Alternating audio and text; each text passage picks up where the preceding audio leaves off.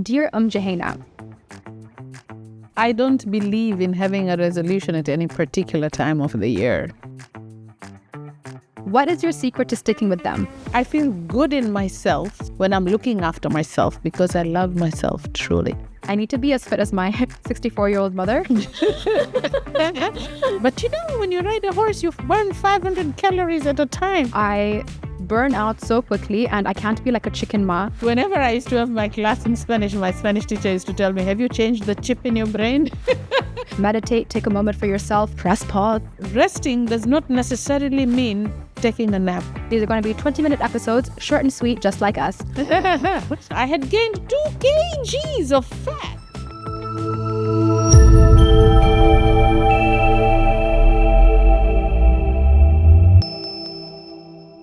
Assalamu alaikum and welcome to Press Pause with Jouhayna.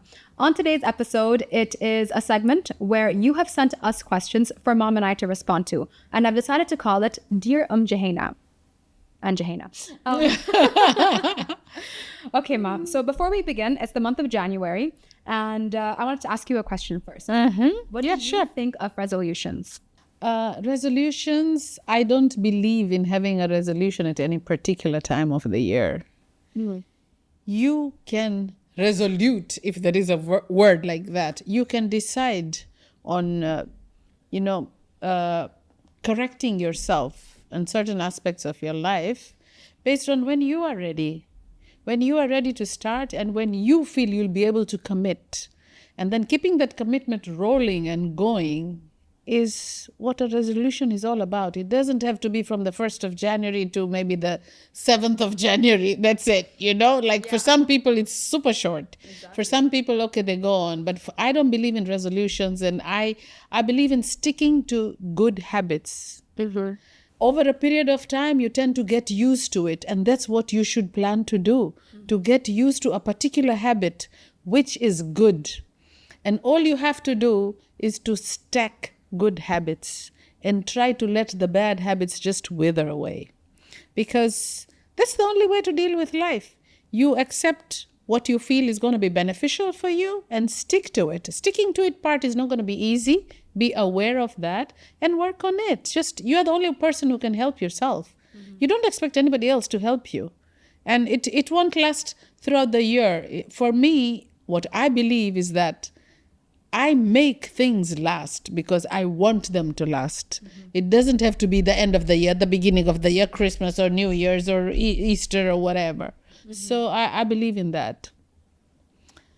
Resolutions. Everybody's after resolutions, especially when you talk about January. But no, for me, no. I keep on doing whatever I think is good for me and I stick to it. And I try my level best to stick to it. Of course, there'll be some bad days, but it's okay. You start afresh again. Okay. So, thank you for sharing. You're welcome. Okay. Are you ready for the questions? Oh, yeah. Wasn't that the first one? Yeah, khalas. No, that was the question from me to you. Oh, okay. Not from your fans. Okay.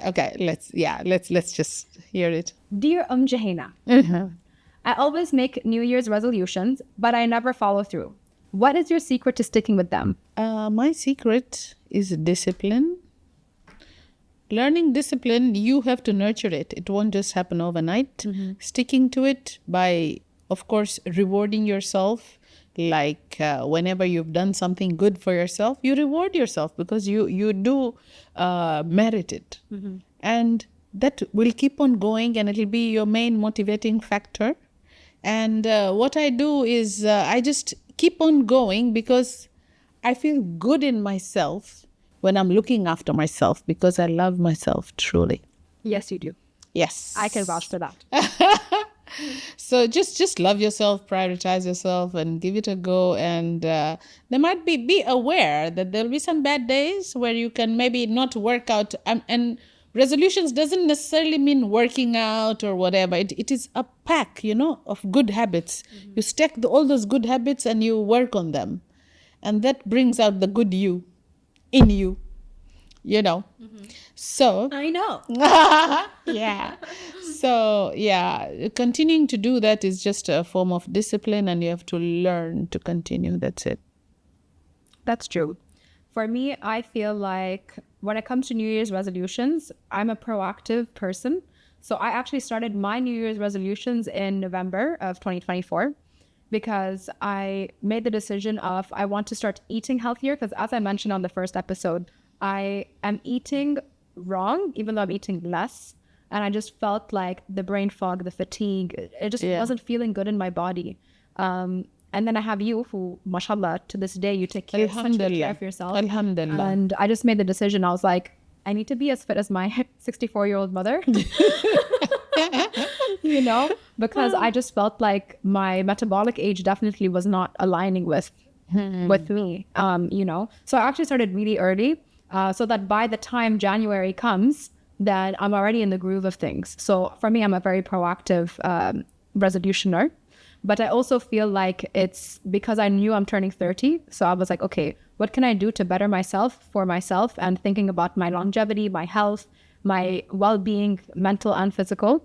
So I started in November, actually, so that by now I'm in the groove of things and I just feel so much better in myself. You know, yes, definitely. You've seen definitely. You came over and you're like, yes, you already lost so much weight. Look at what happens when you eat better. And I was like, yes. And the skin changes, everything, you know, you feel good in yourself. Exactly. The skin also, you benefit a lot by just being a little bit disciplined. A little bit here, a little bit there takes you a long way. Exactly. And it's just small steps. Yeah. You always have to take small steps towards bettering yourself. And that has to be always, consistently. Exactly. And that's the trick. And for me personally, I feel like I struggle to do things by myself, for myself. So I feel like the reason why I've been able to stick to it is because I have a coach helping me. So I have a intuitive eating coach, Metha, who was also on the Press Pause the Jouhayna podcast. All right. And then I have another functional medicine practitioner who's working with me at the moment, teaching me how to eat for my body based on blood tests that I've done. MashaAllah. Yes. So I just feel like I have found really incredible women to educate me on how to better myself. And that is my way to stick to them. Okay. My secret to sticking to them is seeking guidance from the right sources. Yes. And I know not a lot of people can do that, but also there are so many resources online. Just make sure that they're credible resources to help you stick to them. But also this is just us assuming you're doing it for your health, because I can only speak from my own journey. Yeah. So whatever the New Year's resolution is, and if you're struggling to follow through with it, I just feel like you need to decide if it actually matters to you. Yeah, Because exactly. if you don't follow through, that's why you're not following through, is because you don't actually really care about it. Yeah, exactly. You hypothetically want it. Your conscious mind knows you want it, but your subconscious doesn't really care about it. So make a resolution that you actually care about doing. Not what you think you care about doing. Yes. And you don't follow the crowd. Let them do whatever they want to do. You feel you're going to be good by learning how to ride a horse, baby, do it. Even if you're going to fall off. Even if you're going to fall off. But you know, when you ride a horse, you burn 500 calories at a time. Oh, I didn't know that. Like in about an hour or so. So, you know, once you get it, I feel like everyone's going to start horse riding because you love it so much. They could try. And if they fall, well, disclaimer. Exactly. Okay, so are you ready? Question number 2. Yeah, sure. I'm adding this part of Dear Jouhayna because that's what I want to call this segment of the podcast. All right. Dear Jouhayna, I feel overwhelmed by all the things I want to achieve this year. How do I prioritize my goals without burning out? Burning out reaches when you have done excess of what your body is capable of doing or what you think you can do. Try and do it in small doses because your body is not used to it. So don't go overboard. Don't go over the top in doing things just so that you want faster, quicker results. Patience is the first thing that you learn. Discipline is the next, and consistency is magic. Stick to it. Small steps. It could be, you know, the whole month of January. What you can decide to do is that I'm not going to snack. I will have proper meals, good meals as directed by advised by a nutritionist or whatever. And then you just have those meals. If there are 3 meals that the nutritionist thinks you deserve, those are the ones. If there are 5, yes, don't snack. All those chais in the middle doesn't matter. A glucose biscuit doesn't matter. Everything matters. It does matter. You know, so that kind of discipline, if you start instilling it in steps, yani small steps, that is the first whole month you just do 3 meals. The second month you sleep early. and you sleep early, that means you are taking your last meal at sunset. And we are like little chicken, When it's sunrise, your activity and your rhythmic clock and your biorhythm, circadian rhythm starts getting into action, and you start, at sunset your system starts going down, and that's when you should really be sleeping and not doing other activities, like passive activities like being on the phone 24/7, things like that. You should learn how to prioritize your activities even, So once you've sorted that out and you want what you want really badly, you will commit yourself to it. Exactly. I think the most important thing is you really do need to want it bad enough. Yes, bad enough. And then you put reasonable, feasible goals. Don't say, okay, I need to lose 20 kilos. So that means in the first month I have to lose 3 kilos or 5 kilos. Something which is not possible in a healthy way. Mm-hmm. It is possible. It's not impossible, but you'll be losing water. And you'll be losing water, which is definitely heavier than fat. And, your metabolism will all go haywire and everything. So be smart. Mm-hmm. Just be smart. Listen to your body.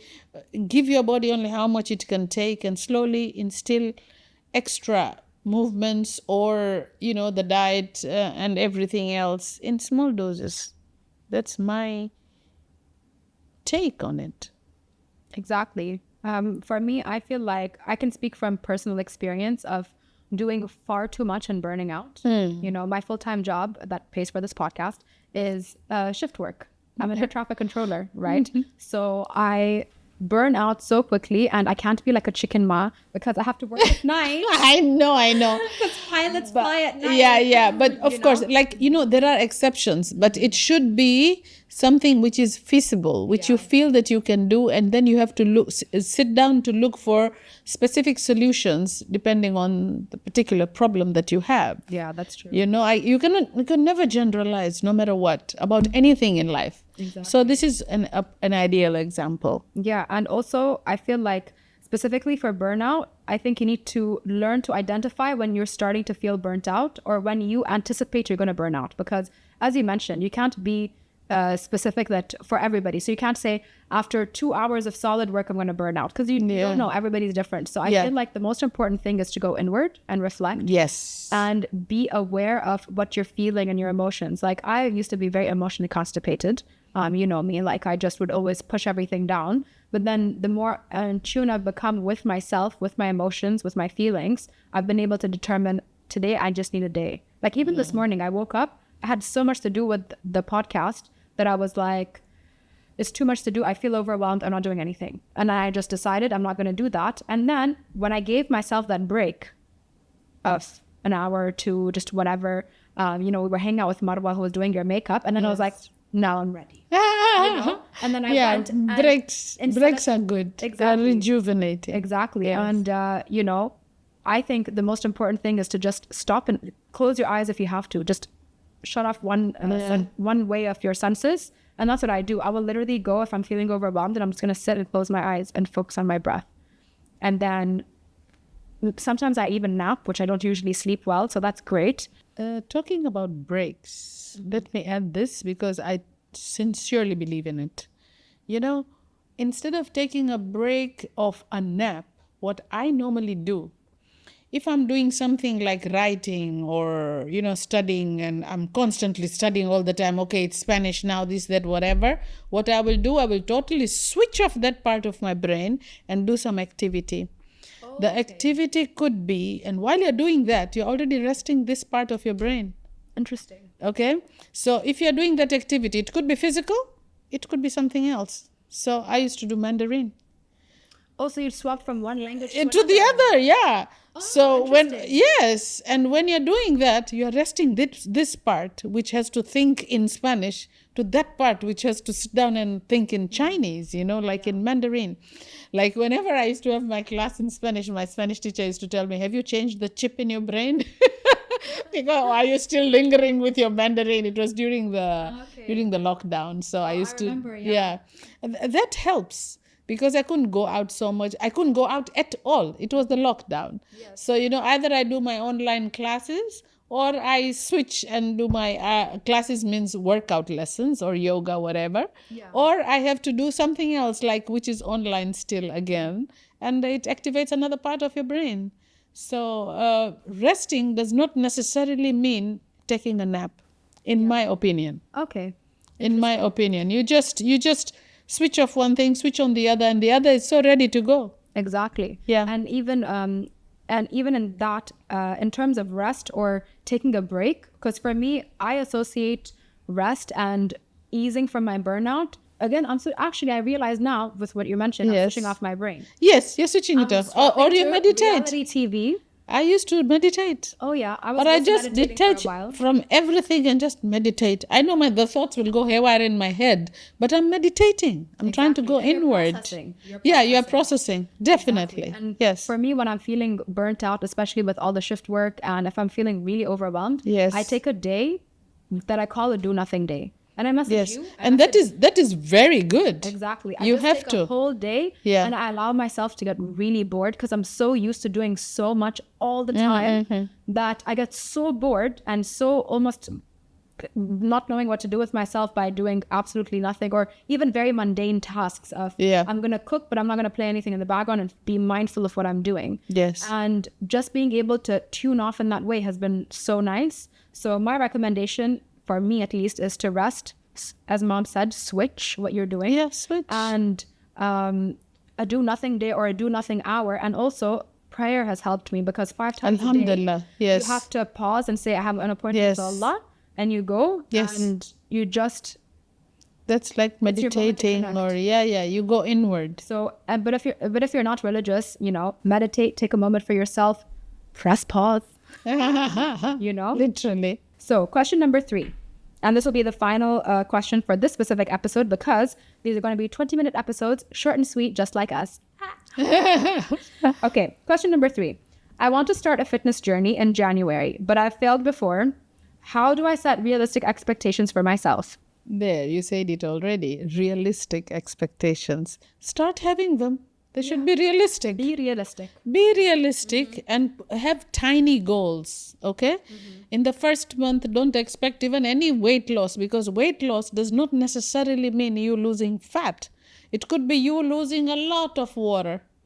And work towards getting the composition of your body. Like I do this every month. It has to be done. And I go by that, if you really have to ask me. I go by that because I could be losing, like when I came back from the United States, I had gained only 600 grams. No, Jouhayna, I'm talking about the composition. Oh, you mean 600 grams 600 grams of, no, I'd lost only 600 grams, full stop, body weight. Okay? Okay. But when the body composition is looked at and looked upon, I had gained 2 kgs of fat. And I had lost 1 kg of water, which is disastrous. It shouldn't be like that. And I had lost like a few grams of muscle. Not so much of muscle because we were doing a lot of hiking and walking and, all of that. Horse riding as well. But the thing is that I had gained fat. Getting rid of that fat is no easy task. So don't just go by your body weight and become either motivated or demotivated. Because you could even gain your body weight because you are exercising more, your muscle is building. At the same time, you could lose body weight even when you're not eating anything. When you're eating everything is because you're losing your water and not your fat. Yeah, and you're even losing muscle. And muscle. Yeah, and muscle is precious. Yeah, muscle weighs more than fat, no? And muscle is precious, especially as you age. You have to really preserve your muscle mass. Exactly. So it depends on you. You have to be realistic and you have to be motivated and you have to be focused always. Exactly. And I agree. I think you should take small steps. Like speaking from my own experience, I feel like it's important to seek knowledge from those who have it. So whether it's, and I know not everybody has the financial capacity to hire a trainer or hire a nutritionist, but do the research and find out, even with a simple Google search, find out what it is. Or visit the doctor if you have to visit the doctor, if it's covered by your insurance, and say, I really need this information and this advice. If you know somebody in your friendship circle that seems to be doing really well with their fitness journey, find out find that out from them. Don't just sit there and gossip with your friends all the time like I do.